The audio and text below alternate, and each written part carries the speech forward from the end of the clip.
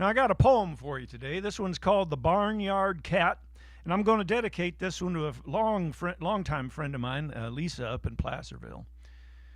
Now, most barnyards have a rooster that wants to run the show. Regular prince of poultry and an ornery so-and-so, and he rules the roost with iron claw, and he has that evil eye, and he thinks he moves the sun across the sky. But our farm had a dog in charge, and a mongrel dog at that. He could keep an eye on everything from the porch swing. That's where he sat. His name was Duke, self-important canine for a stray, and the proof that every Duke will have his day. Now, I think it was my cousin, Carolyn, who brought that kitten in. She said it was a tabby. She got it from a friend, a little ball of fur she was. She could fit right inside my hat.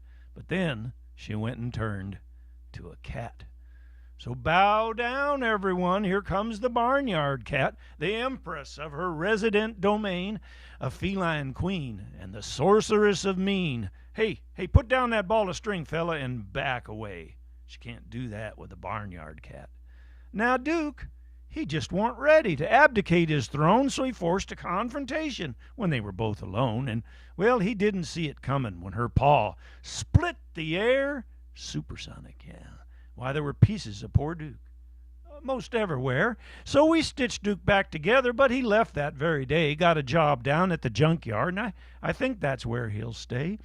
Think he was a mite embarrassed that a kitty took him down, and she might just spread the word all over town. Kitties can be chatty, you know.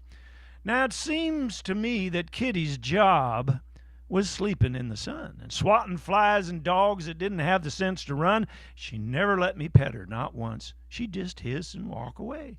But I was grateful that Miss Kitty let me stay.